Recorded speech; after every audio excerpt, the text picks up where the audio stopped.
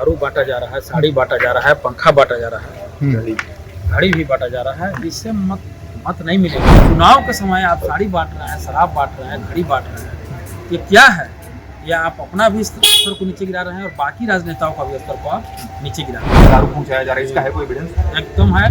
हम लोग के पास एक नहीं 3 वीडियो है, ठीक है, अलग अलग क्षेत्र में जो बांटा गया है। वो इसलिए कर रहे हैं कि सरकार आपकी है, आपसे लोग डरते हैं, आप दबंग है उस क्षेत्र के। यदि कोई नहीं आपसे सामान लेगा और आप नहीं बंटवाया कर कोई विरोध नहीं कर सकता है, क्योंकि आप कुछ भी कर सकते हैं। सब पूरी तरीका से तैयार है कि सिंहासन खाली करना पड़ेगा और जिन जिन लोगों ने भ्रष्टाचार किया है उनकी एक एक करके सब चीज जनता के सामने बताए। 26 वर्षों में 17,000 से अधिक डॉक्टर बना चुका बिहार एवं झारखंड के छात्रों के बीच विश्वसनीय संस्थान गोल। नमस्कार, आप सच टॉक देख रहे हो और मैं आपके साथ विष्णु पांडे। तो अभी हम झारखंड कार्यालय में हैं, जहां पे चुनाव आयोग होता है। 2024 विधानसभा चुनाव डेट आते ही कई सारे पार्टी अपने मैदान में उतर गए प्रचार प्रसार करने के लिए। और हेमंत जी का सरकार में जो प्रचार प्रसार हो रहा है वो दारुओं का हो रहा है। उसी चीज पर बातचीत करने के लिए आज हमारे साथ सुधीर जी हैं। तो सबसे पहले आपका स्वागत है। नमस्कार। कैसे देख रहे हैं इस प्रचार प्रसार को, जो दारू लेके घर घर पहुंचाया जा रहा है? देखिए, हमको हंसी आ रहा है। जनता को दारू बांटा जा रहा है, साड़ी बांटा जा रहा है, पंखा बांटा जा रहा है, घड़ी भी बांटा जा रहा है। इससे मत नहीं मिलेगा। इससे उनके खिलाफ में और भी जितना लोग भी जो गुस्साए हुए हैं और भी गुस्सा बढ़ जाए। आप काम करके दीजिए।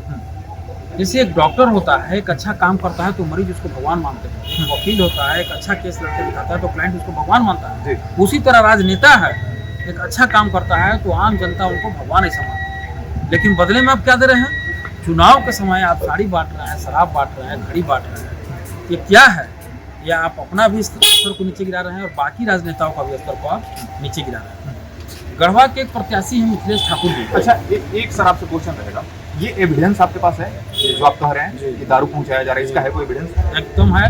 हम लोग के पास एक नहीं 3 वीडियो है, ठीक है, अलग अलग क्षेत्र में जो बांटा गया है। उस तीनों वीडियो को हम लोगों ने चुनाव आयोग में, क्योंकि चुनाव के टाइम आचार संहिता में ये बोलना गलत नहीं है। बिल्कुल गलत है। चुनाव में आदर्श चुनाव आचार संहिता लगा हुआ है। इस दौरान आप किसी भी प्रकार का प्रलोभन का कोई भी चीज आप किसी भी मतदाता को नहीं दे सकते हैं, सिवाय ये कि आप हमें मत दें। इसके अलावा कोई भी प्रकार का सामान, कपड़ा, कुछ भी नहीं दे सकते हैं। आप खुलेआम उल्लंघन कर रहे हैं। कारण क्या है?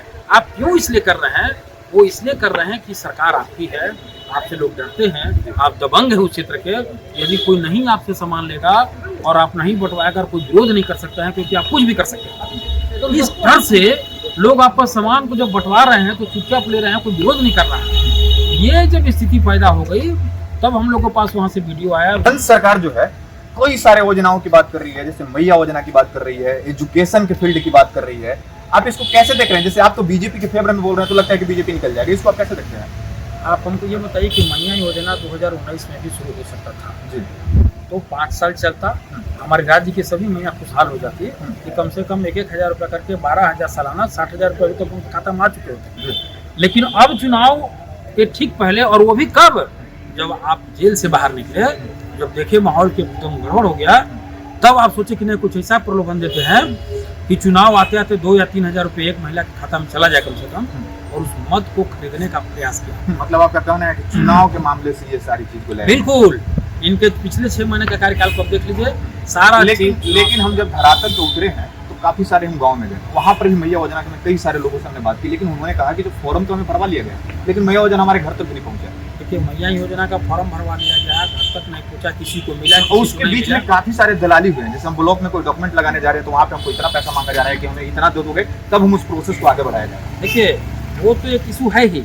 इशू ये भी है कि ये काउंट कर रहे हैं कि जितना लोगों को हमने 1,000 रुपये दिया वो हमारे मतदाता हैं, वो हमको मत देंगे। वो सब समझ रहे हैं कि आप 3,000 रुपये लेके 2,000-3,000 लेके और फिर 5 साल बालू के लिए हमको बिकना पड़ेगा। एक ट्रक पर 15,000 रुपये देना पड़ेगा। तो जो बालू 3,000 मिलता था, अभी 15,000 मिल रहा है, तो 12,000 तो आप हम ही से ले लिए उल्टा।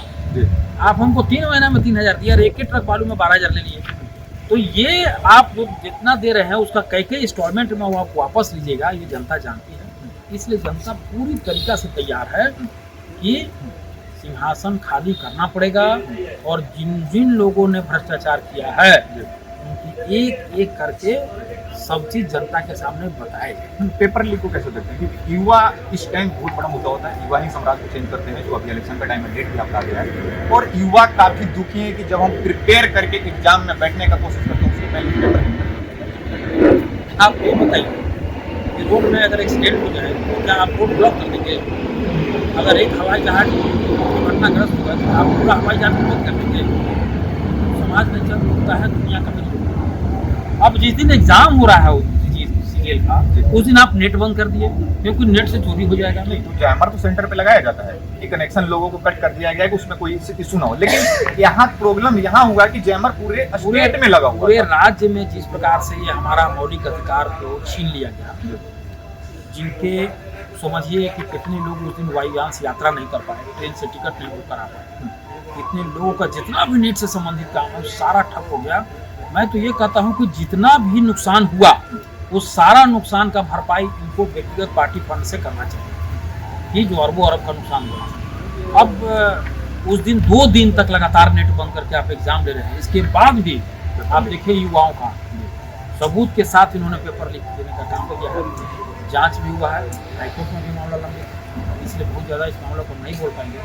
मामला सबूत है, कभी पानी का पानी न्यायालय से ऊपर।